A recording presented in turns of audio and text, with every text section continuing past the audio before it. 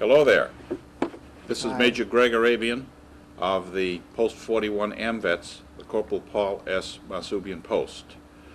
I am a veteran of the United States Air Force, honorably discharged, and I'm also the director of the Oral History Project for Post 41 AMVETS. This Oral History Project is being conducted in accordance with the guidelines of the Library of Congress, and we hope that the project will end up in providing information to future generations with regard to the experiences and the recollections and reminiscences of the veterans of this post and their feelings that emanated from their experiences in service to the United States. In back of me, you'll see a collage which we have recently completed shows that we have approximately 160 veterans of this post as of this date, which is the day after Columbus Day, isn't it, Henry? Yeah. October 14, 2003. We have no idea as to how long in the future it will be before future generations will be seeing this tape and taking benefit from any of the information and advices that our veterans may be given on this tape. If there's one lesson that every veteran has learned and hopes to pass on to the citizens of a free United States of America, is that freedom is not free. Freedom has to be bought, and sometimes it has to be bought at the price of blood, sweat, tears, lives, and a lot of work. And, of course, most importantly, sacrifice of one's future. Sometimes that is good, sometimes that is bad. But we hope to present you with this oral history, which we hope will be of help, information, and advice and assistance to anyone contemplating service to the United States. And with that, I'm going to zoom in on Henry, and we're going to start asking you a few questions. Henry, is that okay? Yeah, sure. And we have also had you sign releases which allow us to share this information with other public organizations such as the Library of Congress, the Watertown Library, Post 41, the Veterans Office of Watertown, Massachusetts, and other veterans or posts that wish to view it. And we have your permission to do that, Henry. Is that correct? That's right. That's Okay. correct. Henry is also a past commander of Post 41. Not right, Henry? When was that? 1970s. In the 1970s. Okay, so I'm going to zoom in on Henry and get myself out of the picture and zero in on Henry and have past Commander Henry Hagopian give us his reflections on his very, very notable service during World War II to the United States.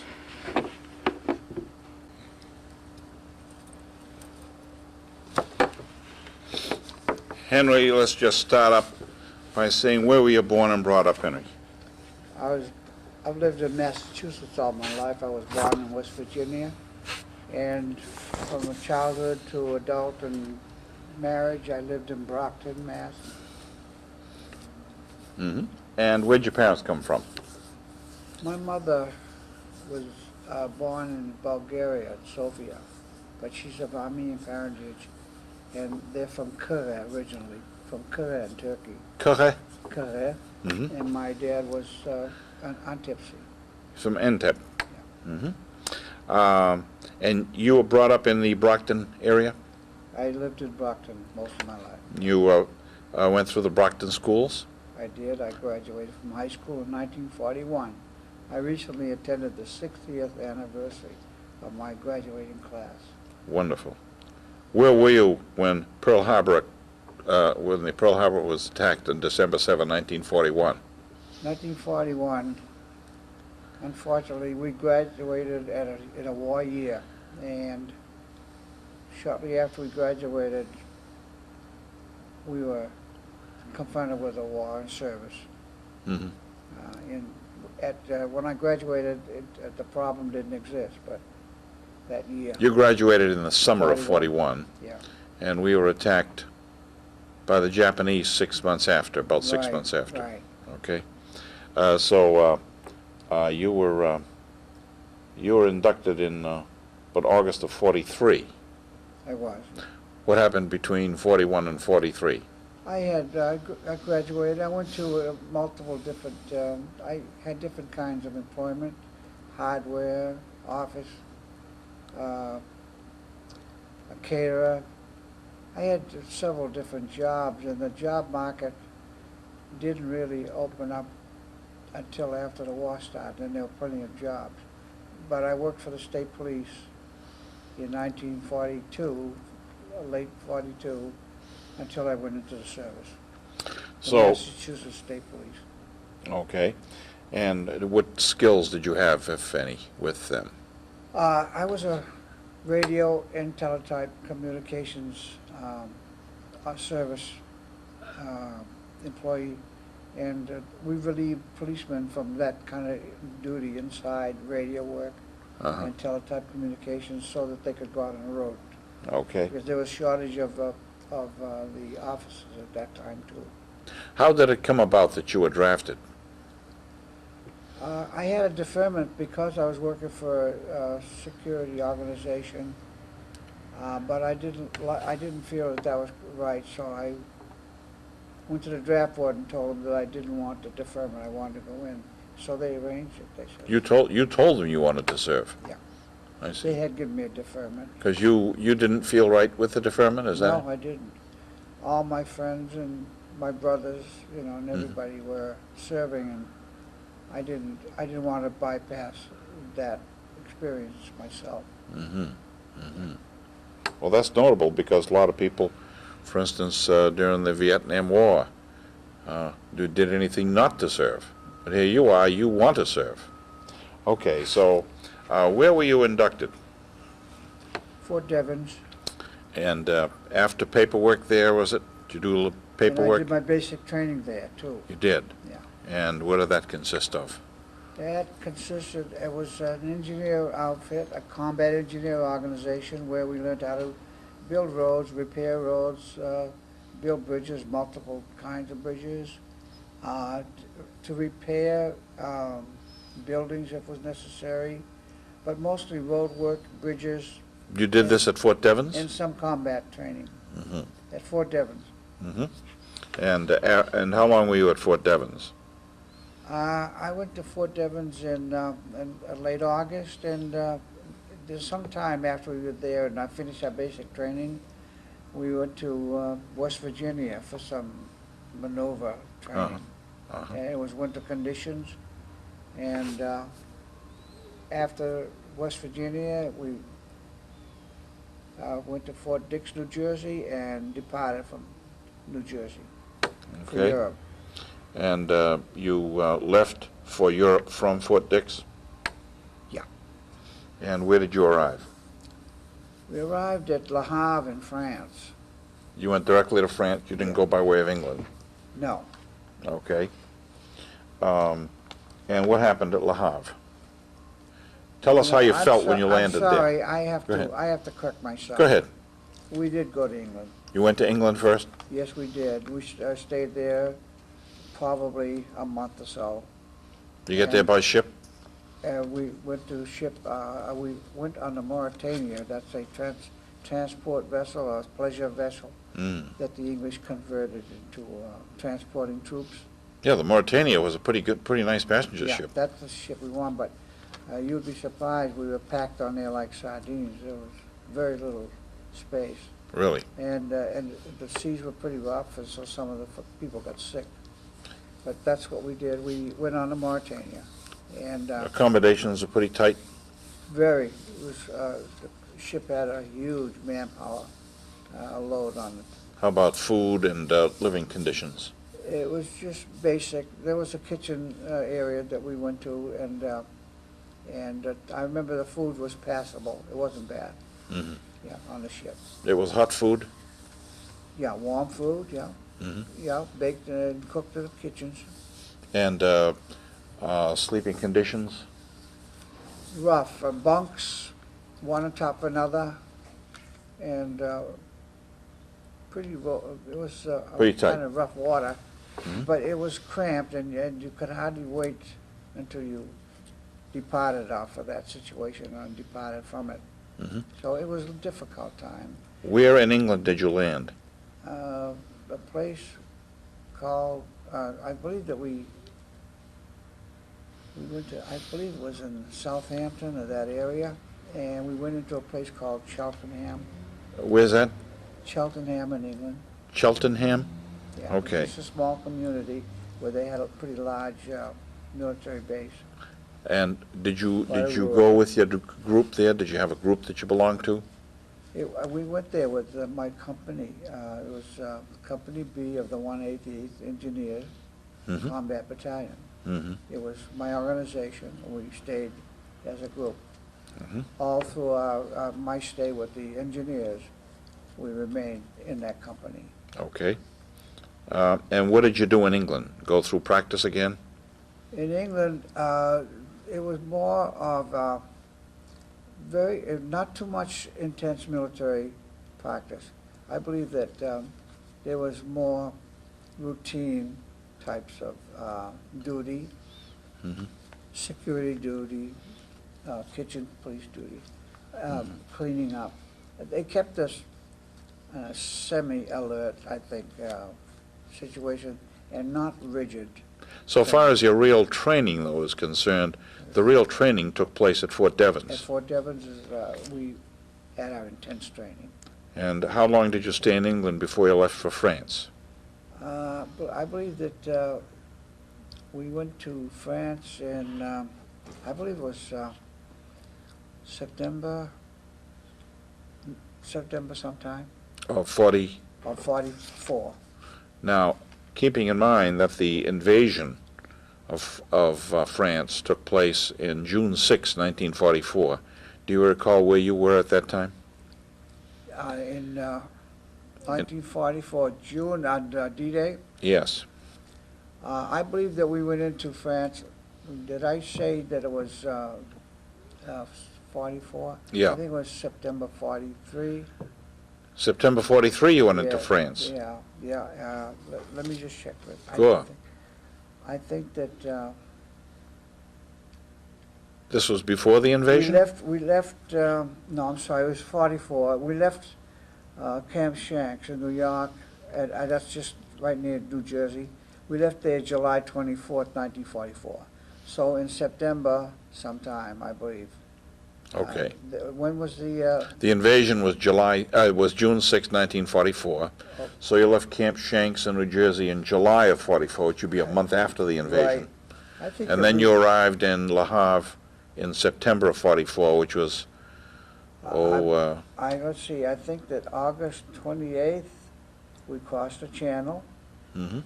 and went right to the place called Omaha Beach. Omaha Beach. Yeah. Right.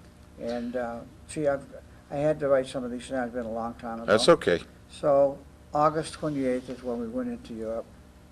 And tell me, what do you recall about seeing? What do you recall about Omaha Beach when you landed there? There was lots of signs of action there.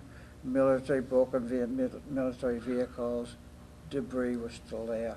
It had been cleaned up fairly well, but a lot of evidence of activity, war activity, potholes in the ground, destroyed buildings, Mm-hmm.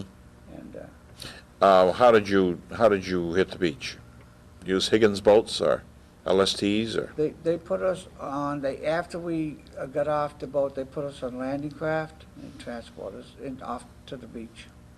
Were these the Higgins boats with a flat where the Yes, flat where one came the down? old- yeah, where The front of the front of the landing craft went down, and then you walked into the They beach. use that kind of a mode of transportation to bring us in. Yeah, they call those Higgins boats, Uh-huh. and looks like an empty barge, and it just floats right up onto the. That's what Yeah, we use. and the front goes down, and you walk onto the beach. So you landed on Omaha Beach, Mhm. okay? And what did you proceed to do there?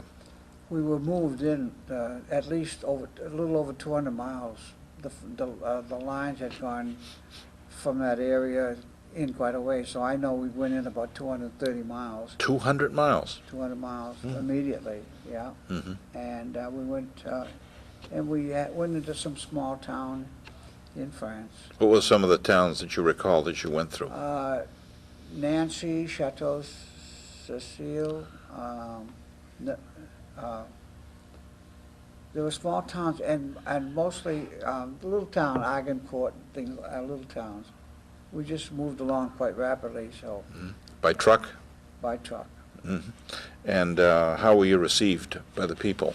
Or do you recall We didn't that? have much contact with the people, and our orders were, it was still a delicate period of time, and we had orders not to fraternize. Mm-hmm. So this was all around northern France, is that it? Yeah. Okay. And where was your first place that you stopped? Where you bivouacked? I remember it was pretty cold, and it was a small town. This was in September? And yeah. It's pretty cold in September up Yeah, there? it got very cold in the evenings, and I remember that when it came time to take a shower, it was done out in the open with cold water. Really? Yeah. And how are you? You pull a little chain, and the water come down on you, and Oh boy. when you let go, it was cold. I think they were pumping it from the river. Really? Yeah. And how was your clothing? How were you clothed? Did they give you winter clothing? Did you have winter clothing? Not at that time. We still had just our heavy jackets, and we weren't issued coats until November. Was your clothing adequate to Yes, cope with yeah, the weather? It was. I believe we had sweaters and jackets, Mm-hmm. fatigue jackets. I see.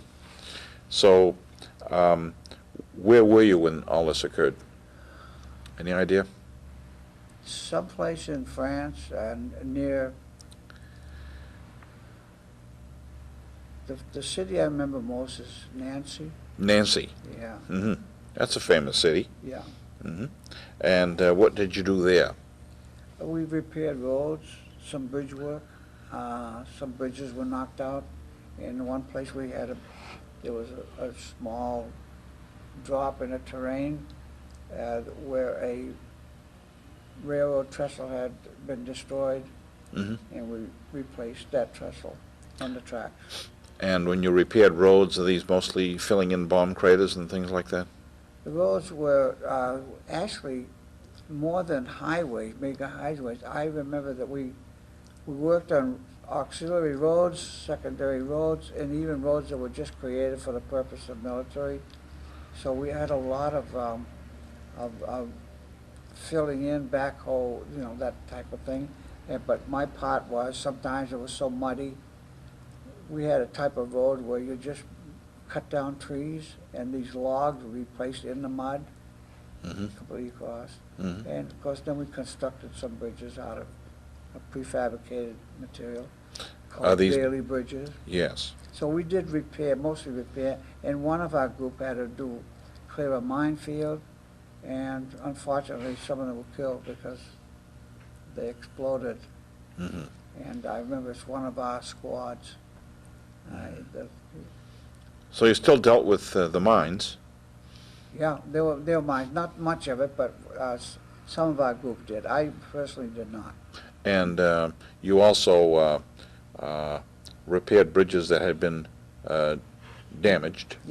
And the other, of course, that's my area of activity, but I know they were providing small military services such as if they were going to be bivouac somewhere, they'd clear the area. They did a lot of they fell a lot of trees. So depending on where you were, what part you had in it. Mm-hmm. But it was supportive. It was supportive so that the troops and the supplies could be moved, continue to move. So this was more in characterizing it as a combat support group. That's what it was. And this was with the 188th Combat Engineering Battalion? Yeah. Okay. Were you under fire at any time at these? Yes, very little of it. There was some strafing at a couple of bridge sites. Are these very, from very snipers or airplanes or? Airplane activity. So the German Air Force still was active? Very little, but it noticeably reduced from what it was, yeah. Mm-hmm. Because we had began to strengthen ourselves on air support, Mm-hmm. and we kind of ruled the air. Even at that time, we ruled the airs. We had air supremacy. Did you have support in the sense that you had anti-aircraft guns around you? No. No? No, there was no need for it. It wasn't that much activity. Mm-hmm. No. Mm-hmm. So if you were to be strafed by German aircraft, all you did was hit the deck. That's all, and I believe that in my case, it just happened one time. At Mhm. night, we were working on a bridge at night, Mm-hmm. and they had us dispersed because this plane came in. And how far into France did you go? The Saar Union, the Saar Valley. The Saar River, yeah. Yeah. The Saar Valley. In fact, the last time I remember Saarburg. Where's that? Saarburg, Saarburg. yeah. Mm-hmm. It's toward the south, but So you were South just, I don't mean just, but you were repairing all of the damage that had been done all the way across France into the Saar River. Is that it? Into the Saar Valley? I believe that pretty well explains what Right. we did. Okay. What happened once you got there? Now it's sometime in December where we will continue, and each company will go out and do another bridge. One time we built what they call a Bailey Bridge, Mm-hmm. and that is a wonderful piece of work, that prefabricated bridge, steel, Mhm. that you could take apart quite easily and put together again. Mhm. And we did that in several places. At that time, it came, the Army was encountered by a sudden, vicious, and very successful counterattack by the Germans, and it's known as the Battle of the Bulge. So you were involved in the Battle of the Bulge? Not as an engineer. Mm-hmm. At that time, it was so bad that the military needed to get reinforcements as fast as possible, so they went to every organization, almost every organization, and took 10% of their personnel. Tell us how you recall the Battle of the Bulge affecting you. I was a combat engineer one day, and then we transported for all night long from our location in southern middle France up into the Belgium, Luxembourg area. Uh-huh. And immediately my entire activity became combat activity. All right. Were you given any special training? We were supposed to have special training, but the engagements and the need did not permit it, so we went right into an organization, a military organization, and I went into the armored infantry. The 6th Armored Infantry, Division. Yeah. 6th Armored Division. Yeah, so I'm now a infantryman rather than an engineer. Okay. So how many people from the 188th Combat Engineering Battalion were put into the Armored Division? I'm not privy, but I understand it was 10%. And 10%. Our little journal of the organization indicates that it was 10%. 10%. Yeah. Okay. And did you go in as a group, or did you just? We traveled in a convoy. Mhm. By the way, it's Patton's activity, the Third Army that we're attached to. We traveled, The 6th Armored Division was part of the 3rd Army? Yeah. Okay. we traveled all night long. It was bitter cold and a very rough ride, and in these half tracks instead of wheels. and Instead of tires. trucks. Instead of Yeah, trucks with wheels, the it was track. trucks with half It was tracks. very difficult on your. I remember that my bottom really got sore, Mhm. but it was a long ride. And when we got there, we were pretty stiff, Yeah. and went to a place where there were no buildings or anything. It was an outdoor bivouac type of situation, where we were not accommodated by any kind of. It was really bad. It was wartime situation.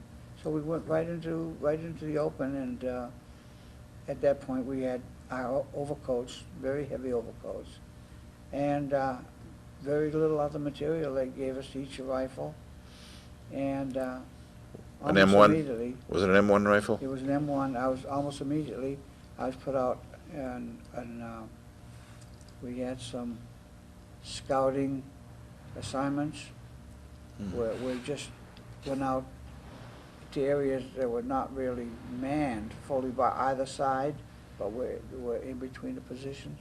We did some scouting and research, and actually we were looking for any enemy activity, and that went on for about a week or so, and then This was in December. It was kind of cold out there. Yeah, this is December Yeah. and approaching January, and so I had patrol duty, forward outpost duty. The forward outpost duty was definitely when you were out there, if there was any enemy activity at all, you'd be their signal. It's kind of a difficult thing to be in, because if you defended your position, you're probably gone. Yeah. At the same time, there were 88s were going over my head. These are the German 88s. German 88s, they were fine, but they whistle loudly, you know, and they go past you, and fortunately, and they bombed us with. So you knew they were coming. Oh yes, we were in their midst actually, but I had some forward outpost assignments, patrol assignments, and. You went alone. You were with others, weren't you? It was an organization of troops. How many in each forward post? The forward post, you're all alone. You're all alone. Like in a foxhole by yourself. I see. Yeah. Okay. It's really a very, I believe that if I had any religious inclinations, that they definitely showed at that time. How were communications between you and the others in your forward None. post? No communication? None. There were no radio or contact or anything like that. I didn't have that kind of a position. I believe that we were just sort of decoys, you know, people that are out there that are going to get into some kind of action. It'll be a warning to people a little further back. So the only way that you would learn that your buddies in the foxhole to the left or right of you would be by gunfire? Actually, this was like an outpost. It wasn't even a foxhole. You're very much alone. And your duty is to be as far forward as possible, without being in the other enemy's camp, where you are an observer and you are also an alert system. So if you fire, or you're supposed to fire a shot, and the others are supposed to understand that this enemy. How would you alert the people in back of you that All the I had Germans was are coming? my rifle. All you had was your rifle. Yeah. You had no No means of flares. communication. No. No flares, No. nothing. All you had was a rifle. You're pretty alone. Yeah. But you know your duty. Your duty is to alert everybody. If there's Alert any- everybody and kill the enemy. Yeah, So how long were you out there? that was just, I believe, one whole night, for a whole night. One night. And then somebody else comes in. Okay. Did you rotate going? I Forward? don't know the people that were assigned that job after me. I just went back to my duties Okay. as I was ordered. Describe for us the other what happened at the Battle of the Bulge, briefly. Well, I wasn't in, I can only tell you what my experience. It was 3 feet of snow, and one night we were told to dig in, and these little shovels that we have to do the job wouldn't do the job. It couldn't penetrate the soil. So I remember breaking the trees, the green tree branches, the pine trees, Mm-hmm. and it made myself a kind of a place when I was on the surface of the ground. Mm-hmm. Mm-hmm. And So you were hiding behind brush. right, this was January 1st, by the way. So you couldn't dig into the ground. You could dig in the snow, make a hole, but they said just dig in. That's all for the night. Mm-hmm. And the next morning, you don't get much sleep in those situations. No. And in the meantime, it is also very cold. So you do things to keep yourself as warm as possible. And the next morning, the officers, I saw that the area where we were was a high ground with trees. Right. And if you look away from you in a distance, it was snow covered, but it went down, and it would drop down pretty low, but way off in the distance there were a patch of trees, woods. Mm-hmm.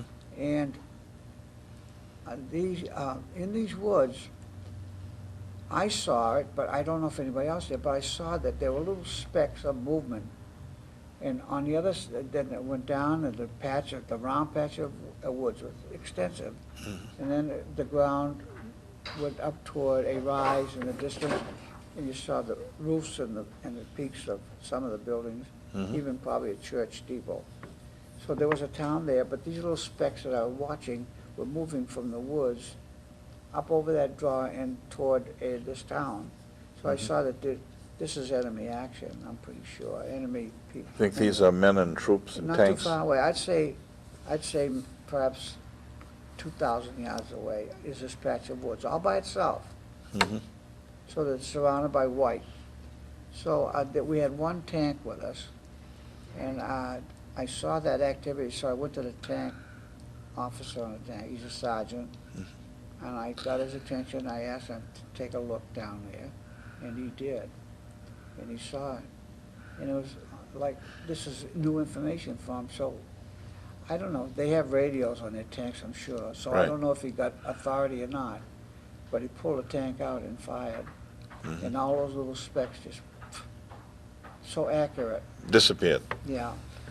You had one tank, One tank, and you pointed out the and he troop movements. immediately took action. It was Really? just a little, it was like they were in intervals, they were Little. timing it. I didn't feel too good about him doing that, but I just wanted to know, but he did that, and I was surprised, that he didn't consult anybody in front of me, to my knowledge, but I'm sure he did. Mhm. He started action. I'm gonna tell you, as a result of that action, I remember that a group of officers were meeting just at back of me, and I got very interested in what they were doing. I wasn't privy to what they said, but they were having their little meeting, and I turned around to watch them, and all of a sudden they started throwing mortar into our area. So that tank and that action precipitated a return action. They hit us with mortar, and that's what hit me. Mhm. I got a piece of mortar in my back. It's a funny thing, I was facing this way, and when I turned around to see what the officers were doing, it hit me right in my shoulder blade. In the left shoulder blade? In my left shoulder blade, which received the position of my heart, my chest. Yeah. It was just something. But this was like 2,000 yards away. I would say all of that. Yeah. The mortars were able to be thrown that far. Yeah, and you don't know where the mortar fire is coming from. It could have been from that patch of woods, but I know they were very accurate. And in the mortar, of course, when it explodes in the air, it spits out all these metal fragments, and you can hear them whistling through the trees, and there's no question about, and they explode quite high. So I got hit up high in my shoulder. I was evacuated, but they had a lot of, and I have a couple of journals here from the organization, both the engineers in the combat division. And They had a lot of action after I was hit. you had many serious- casualties at the meeting? Serious Really? serious casualties Mhm. that I was not involved in, but the fellow that was next to me from my engineer outfit, he was killed the next day. So the mortar attack was quite severe. The mortar attack developed into a much more serious engagement. Okay. Where were you evacuated to? A hospital where they almost immediately operated, removed this thing, and then from the evacuation hospital, they send you to another more permanent place where you stay a little longer. Where was this being? Luxembourg? No, this was in France, Mm-hmm. somewhere in France, and from there, I guess it didn't heal too well, so I was evacuated to England. Oh, really? Yeah. And while I was in England, I was ambulatory and I was functional, so I went to work in the hospital, and it lasted close to a month before I started heading back to my organization. was that anywhere near London? No. Oh, it was in Southampton. Yeah, I was near a place called Salisbury, Oh, yeah. and I also went to a visit to Birmingham, which wasn't too far away. And if you are given time off from your duties, you were permitted to travel like that. And I remember taking a train to Birmingham. It was very How did you find it? It was the time. It was serious. It was sober. Not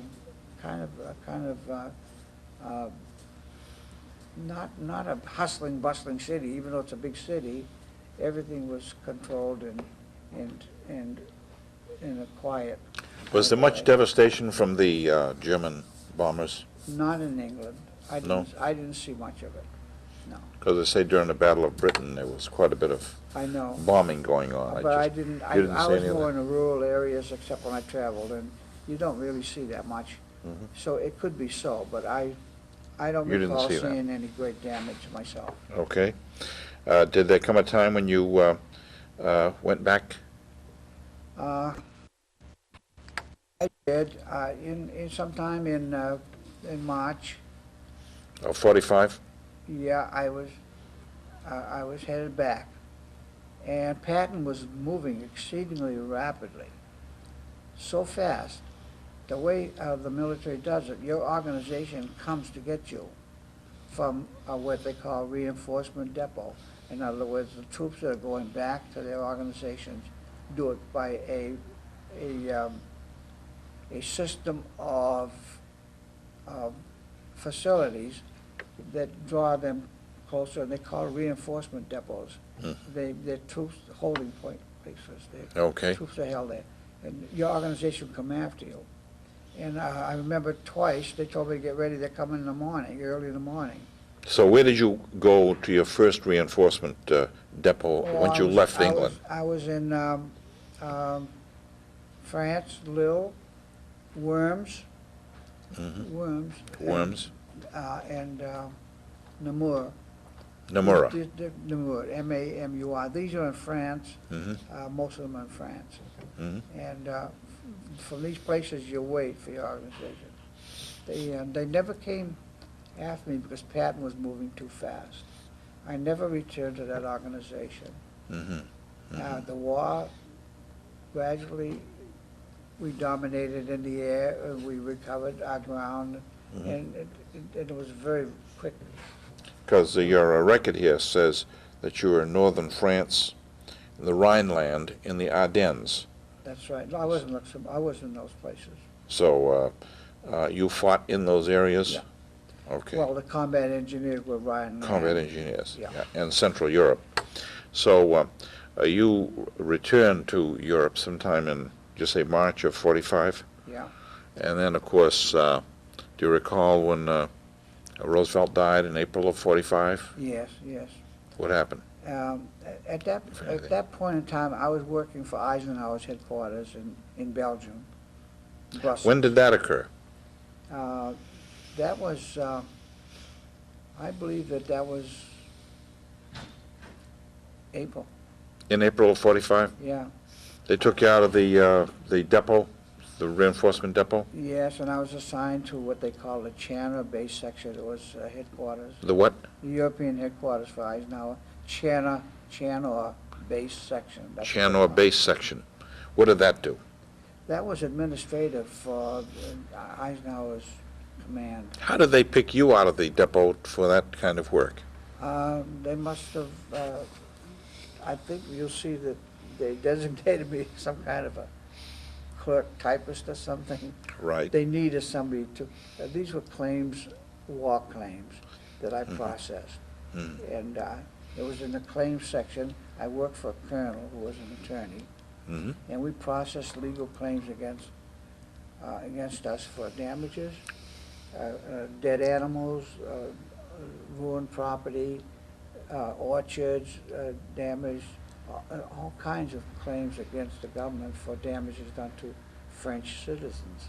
In other words, the French made claims against the United States government because we damaged their property during the war? Yeah.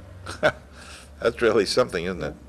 And I believe that I was a little surprised, but these claims would be adjudicated by this colonel, and I was doing the typing.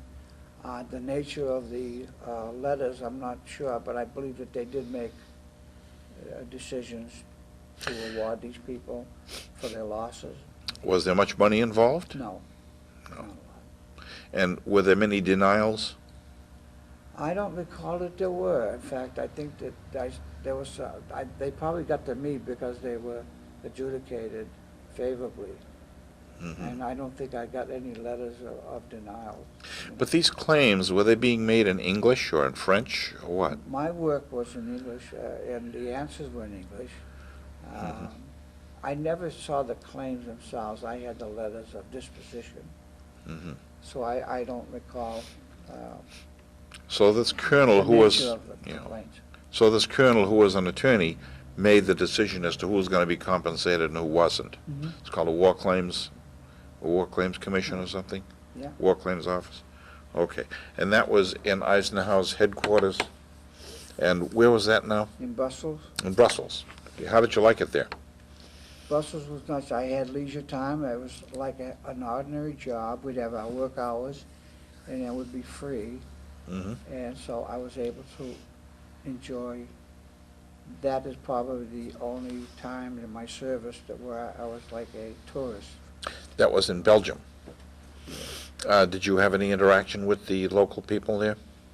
Yes, I did, but more, I believe more outside of Belgium. There was a place called Namur, where I made very nice friends, very good friends.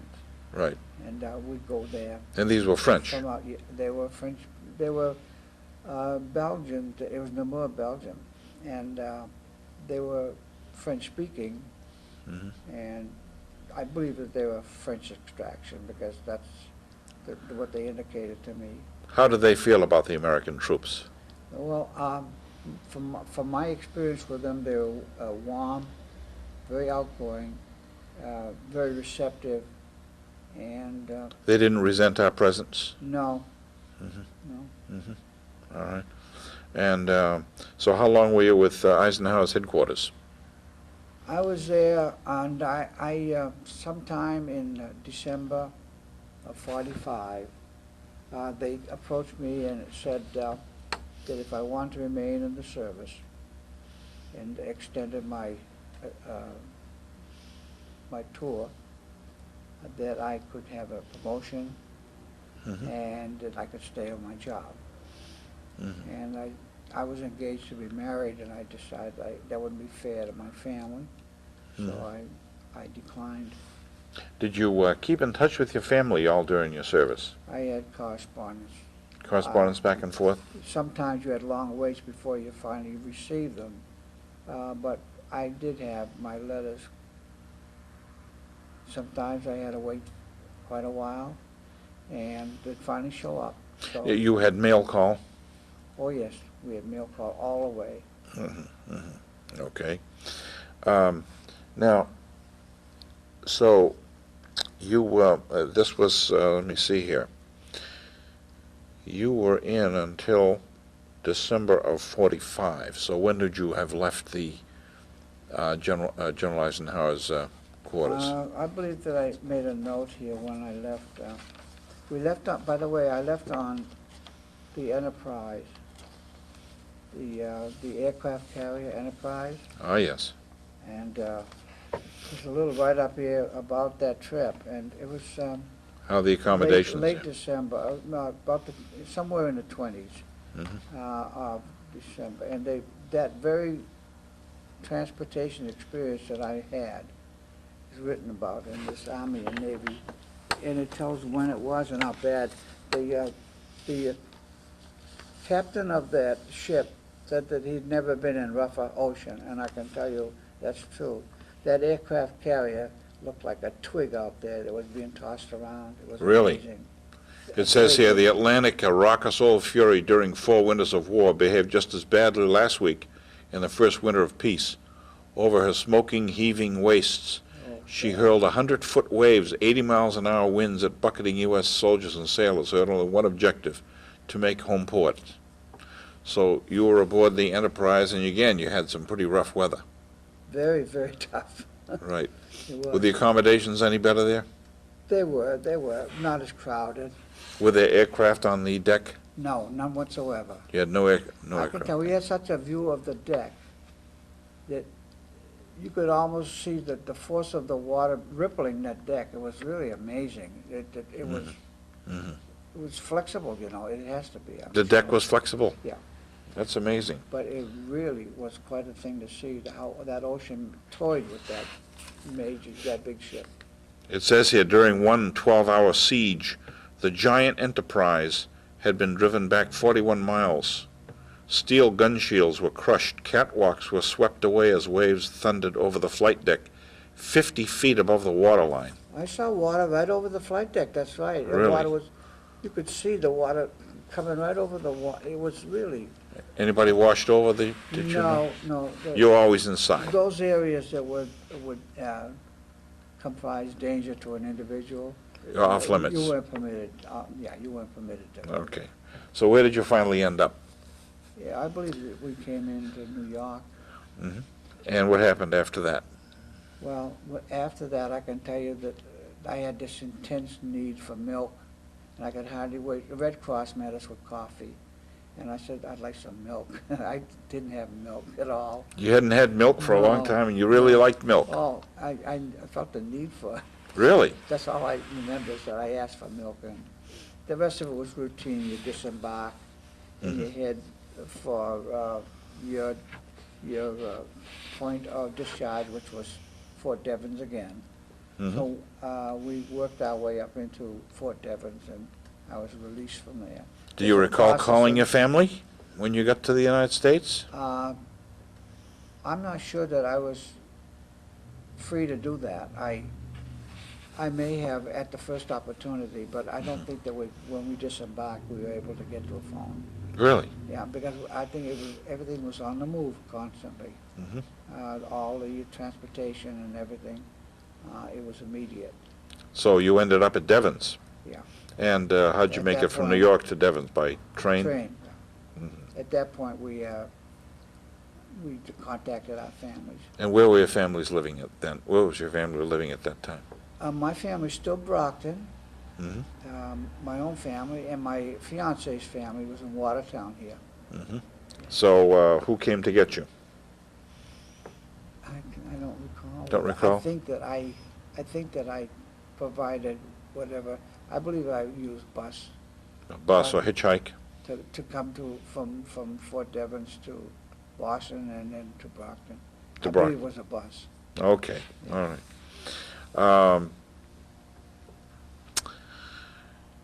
So you stayed in touch with your family. They were happy to see you, and you came back. Right.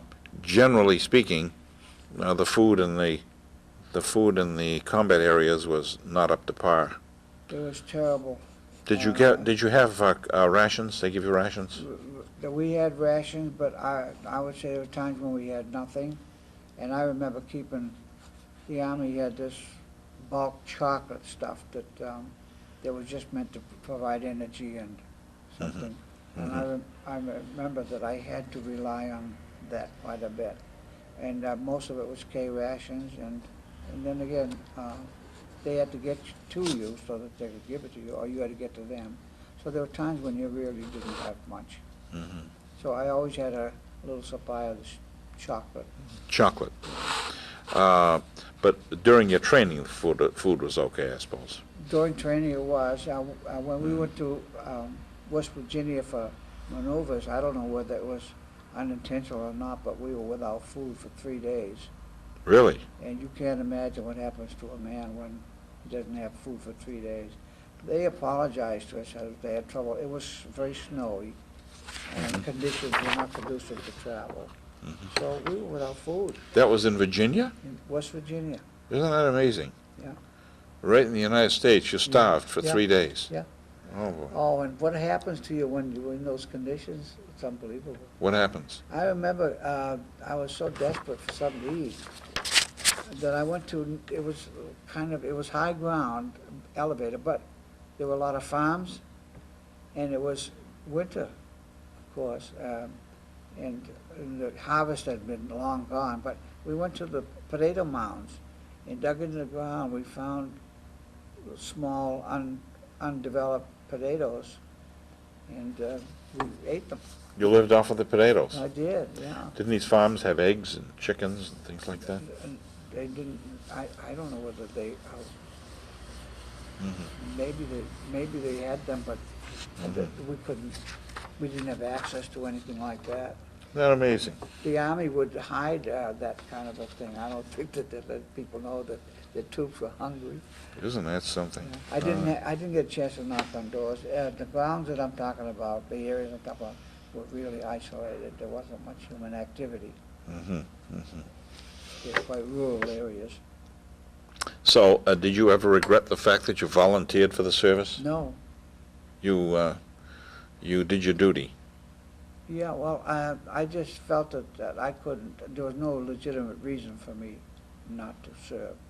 Okay. And I didn't regret that I entered. I would do that again, yeah. Okay. We have a few medals here that you say that you got, and you say that your wife held on to these and preserved them. I'm going to give you these medals and ask you to comment on it. Show that to the camera so that the camera can take a shot. This is an award that the military... That's what we normally call a Purple Heart. Yeah. This is for people that are wounded in military action. And you indicate that you were wounded by a mortar fragment. Yeah, I was. And you were awarded the Purple Heart? I was awarded the Purple Heart, and I was given this on discharge. And they don't have a ceremony for Purple Heart. No? Generally, no. This is awarded to you at a later time. Okay. All right. And Why this don't we take that? And you also have given us this medal that comes with this service bar. Can you describe that to us and point it towards the camera so that we can see it? This medal is awarded for your theater of operations. And Let us see the service bar. And the bar The bar. has some stars on it, which Right. indicate the battles that your organization was engaged in, that you Okay. were engaged in. And there are 4 Hold up battles. the medal. The Oh, 4, no, the other one. these are, That's it. and this medal and Okay. this bar are for the same award. What is that medal? This medal here is for the theater of operations, and it covers a period of time you were involved in this European, African, Middle Eastern engagement. And you were engaged in all Action. those theaters? No, I was not in the Middle Eastern, in European. but I was in the European. Now, the bar has four battle stars to it. Right. Point that to us. These are for the Rhine area, Luxembourg area, the Belgium, and the Rhine. Did I say the Rhine? And Okay. Let us see that bar. Put the bar even with the. okay. Yeah, that's it. All right. Right there. All right. Now that's the. Those are the four battle stars. Right. That cover what areas now? I believe it's the Rhine, the Belgium, Luxembourg, and England. And that's where you served. Yeah. Okay. All right. Now. Okay. Now tell us what this medal is. This medal is awarded to a soldier who has served with good conduct, and it's called an honorable discharge. Honorable discharge Good and conduct. Is this what they call the Good Conduct Medal? Yeah. Okay. Okay. Now you're holding up another badge that This- you earned. Is that what you earned? Yes. This badge is awarded for your marksmanship with a rifle fire, Right. and this happens to be called a sharpshooter medal. So you were awarded a sharpshooter medal? Yeah. And you actually had an opportunity to actually use your rifle in combat Yes, I did. during the Battle of the Bulge. Yes, I did. Right.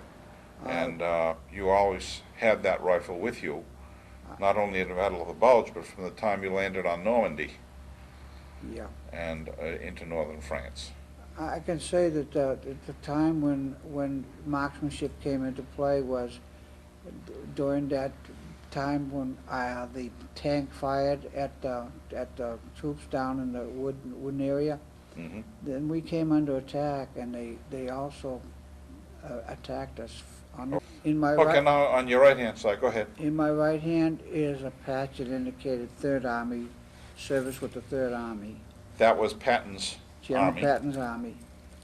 The one on my left is a 6th Armored Division patch, And you served with the 6th Armored the Division. 50th Armored Infantry Battalion of the 6th Armored Division.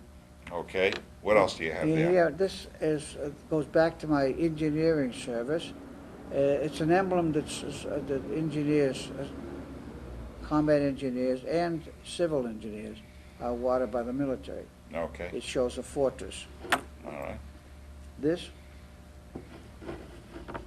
is an award for good, That's the World War II Victory Medal? yes. This is a victory medal which is awarded for World War II veterans who served. Okay. That's the World War II Victory Medal. That's what it is, Okay, and that was awarded to you as well. yes. Okay. Any other medals that you recall?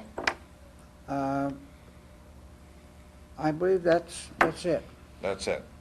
Okay. Now.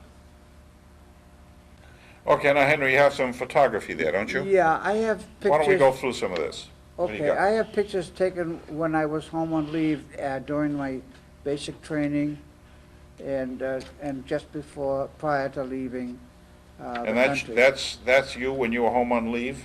This one here shows me home on leave. When was that? That would be 1943. 1943? Yeah. Okay. What else? I have one here probably in 1940, late 43. Yeah. Visiting my future in-laws. Hold on now. Let's get this focused in here. Okay, just hold that. No, hold that just where it is. Okay. Now, you took that in late 1943 with your in-laws? Yeah. Okay, that's Mr. and Mrs. who? Arabian. Arabian. Yeah, Mr. and Mrs. Arabian. All right. They're my in-laws. Okay. Next. I have a picture of myself in Namur, Belgium, on leave out of a reinforcement depot. Hold on. Hold it straight. Hold it straight, if you will. That's it. That's good.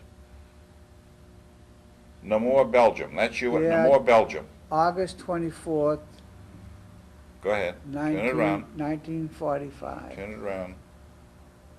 Namur, Belgium, Namur. Yeah. Okay, next. That's when I was assigned to the Channel Bay section. Uh-huh. Uh, What else? When I was going back to my organization out of the depots. What organization was that? Second Reinforcement Depot. Hold it straight if you would. That's it. We're getting a little flashback. That's good. Hold it right there. All right. Now, who was that? This is a picture of some buddies that I became acquainted with in the reinforcement system. And you're in the middle? Yeah. Okay. Who were some of those buddies? One's name was Lee, and I can't remember. I think the other one was a fellow named Rearick, but I'm not sure. Okay. So this is when you were with General Eisenhower's headquarters? Yeah. Okay. Next. I have a picture here of that period in West Virginia when we went for maneuvers to West Virginia. Uh-huh. And hold the picture straight. That's it. All right. And I and gotta where's tell you, that? I've written the names of these guys. Go ahead. There's one fellow with his in his underwear. He has a very good sense of humor. Okay. His name was. I don't think you can get. You have to. No, just read it. Read it if you would. Okay. George Hendry, one of them. Warren Shaw. Yeah. A guy named Michalowski. Eugene Quitella, a fellow we call Bendy. Okay. And then myself and a fellow who was named Czech, and he could really sing. He was a wonderful voice. All right. What other photography do you have? Well, I just have a picture of myself, I believe, at home on leave. And when would that be? That would be 1943. Okay. That's in Brockton? Yeah. Okay. Very good. Okay, this is a picture taken on the day of our induction when we were sworn in, and they took time to make a picture of all of us, and I'm in the first row, about the fourth from the left. Okay. Husbands are inducted in today's draft group. Yep. That's when you were first inducted. Some were husbands, of course I wasn't, but. Yeah. Okay. All right? All right. And Next. then these photographs were cuttings from the newspaper, clippings, were taken by my wife. Yeah. What does it show? This one here shows a picture of me, my picture. It says Private Hagopian hurt in action. Yeah. And what does that describe? That describes my battle injury at the time. That's when you were hit with a mortar attack? Yeah, it's an account of the activity and when it happened and where. Okay.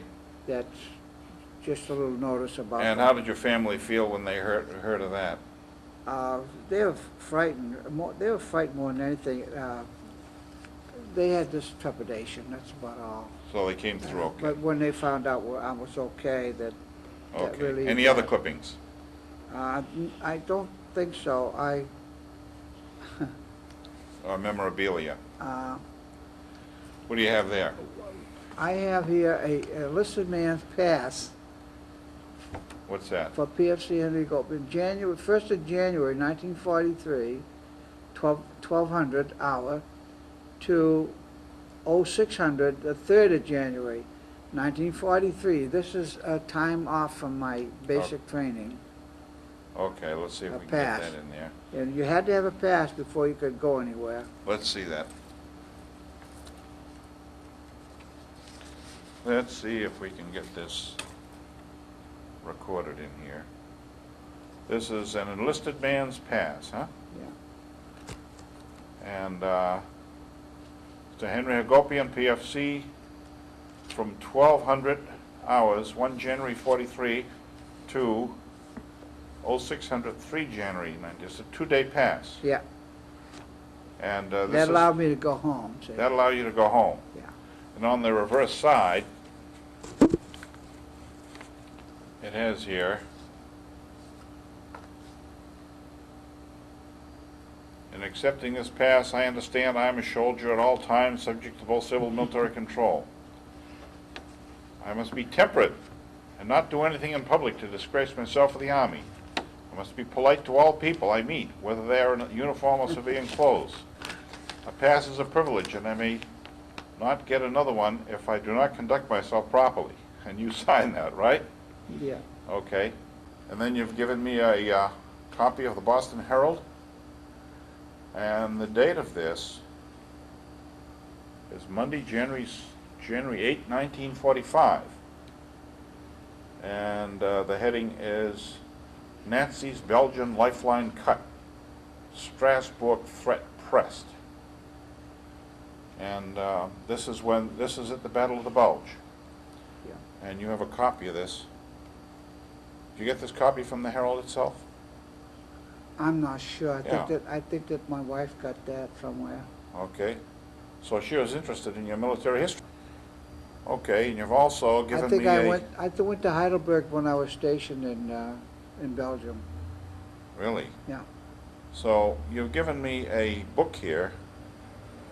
It's a guidebook to Heidelberg, its castles and its environs. And this is in Germany. Yeah. And 45. you're privileged to do what now? To visit. You're privileged to Yeah. visit Heidelberg? Yeah, enjoy it as a, as just on leave. This shows that quite a bit of trees and castles and little homes. Did you enjoy Heidelberg? Very much. It's a beautiful place. Did you deal with the people there at all? Only Were you the guided through? tourist people that, Tourist. that took you through the castle and everything. You went there as a tourist but in uniform? Yeah. Okay. Okay, and you've given me a whole bunch of a strip having to do with the Worms. city of Worms. You say that's a beautiful place in Belgium? And that's where you were stationed? I was stationed there for a while, yeah. That's Okay. also, that was for a reinforcement depot. Oh, your reinforcement depot was in Worms? Yeah. Okay. And this is a kind of a printout of information having to do with Worms, is it?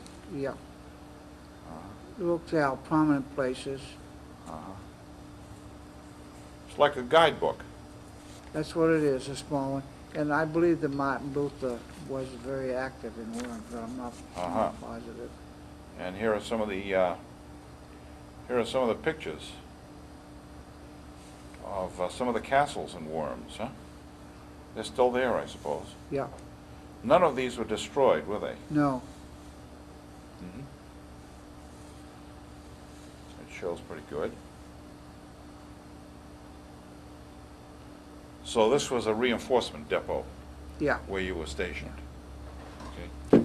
Okay, now you have a book there, Henry. Why is that book important to you? This is a complete history of our campaign with the Armored Infantry Division, the 6th Armored Division, my Of battalion. the Third Army. The Third Army in Normandy, northern France, Rhineland, Ardennes, and Central Europe. Okay, it says there the 50th. Hold it there and hold it straight so I can focus in on it. I don't know. That's it, that's good. It says the 50th Infantry Battalion in the Battle of the Bulge. And that is a history of your involvement in the Battle of the Bulge. The organization. Okay. And then look at the cover. Isn't that beautiful? Yeah, and we'll Okay. focus in on the cover. That's right. And the 50th Armored Infantry Battalion made up this book, is that right? Yeah. That's your battalion. It's Okay, what about that? Go ahead. Printed in France, would you believe it, on very cheap paper. They were, at that time, 1945. Okay, and how about that other book there? What do you have there? This is my engineer organization booklet. Also, That's the 188th? Yeah, their history from the inception of the organization through the European campaign.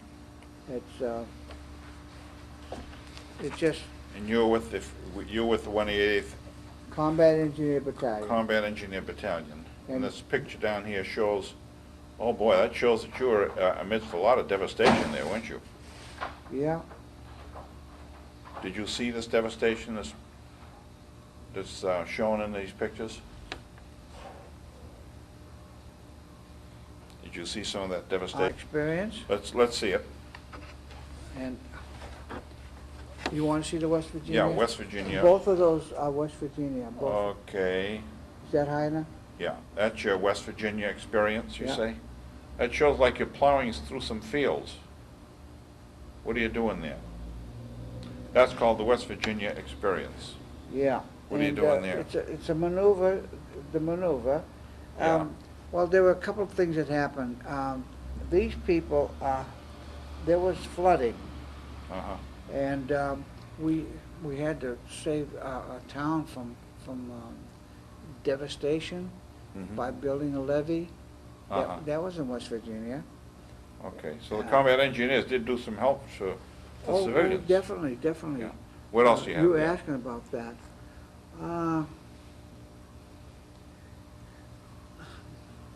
I think they actually helped the farmers clear some area.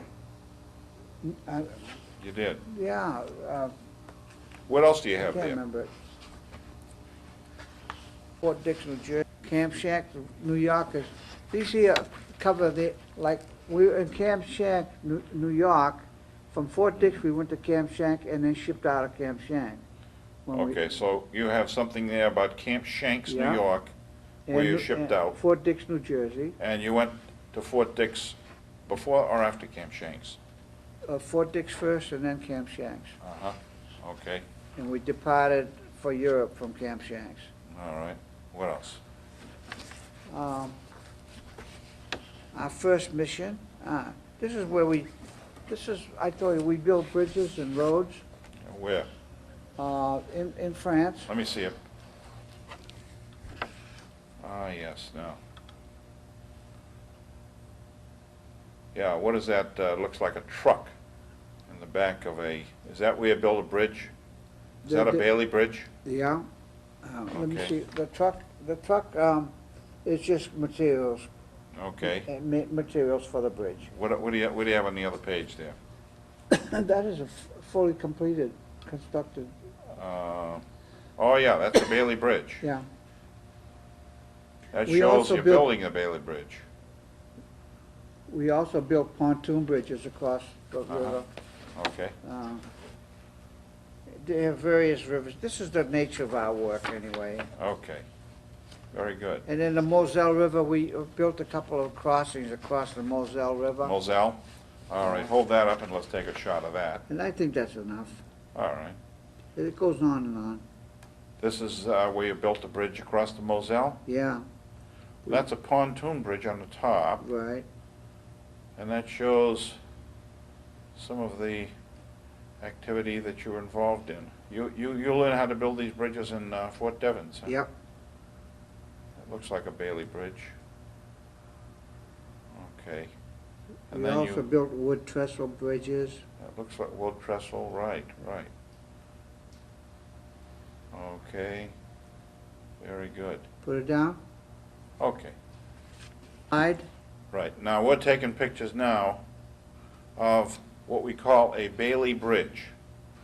And you built these bridges because of the devastation that we wreaked upon the Germans They in said, World War well, II. And these are the ways in which the Army became supplied. yeah.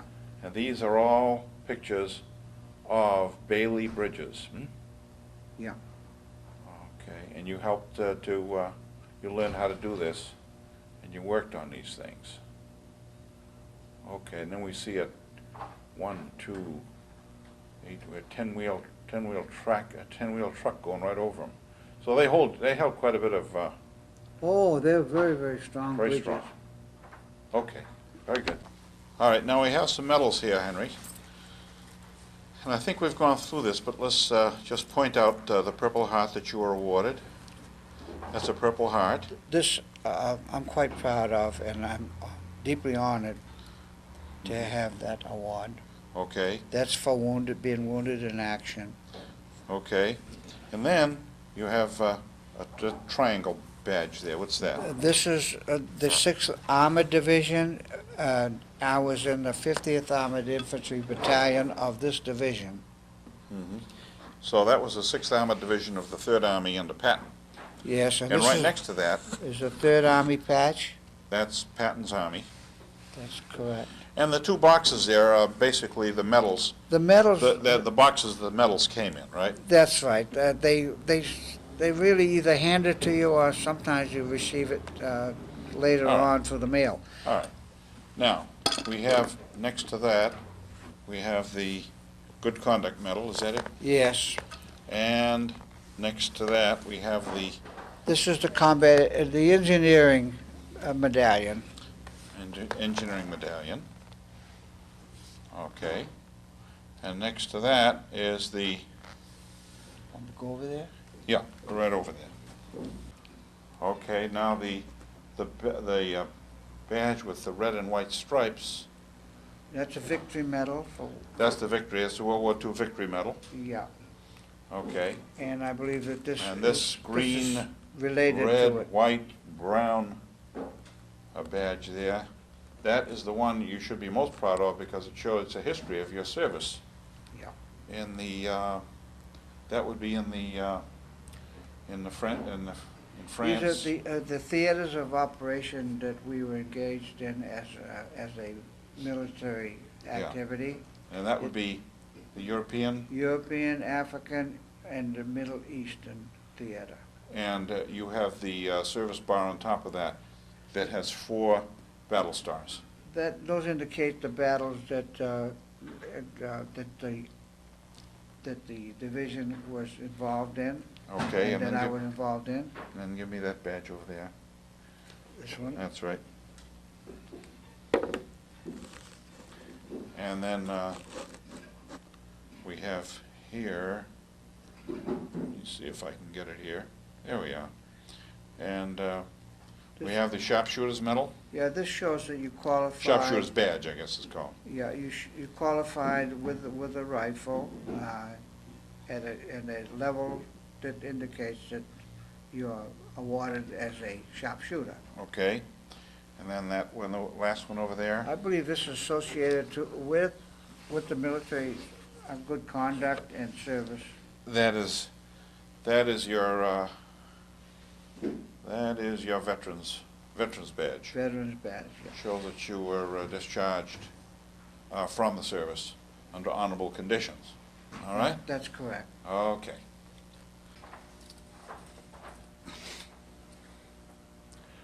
Well, Henry, tell me, is there anything that I haven't covered in this interview? Are there any questions you would have had me ask you that you'd like to add? Is there anything you'd like to add to this very valuable oral history that you've given us?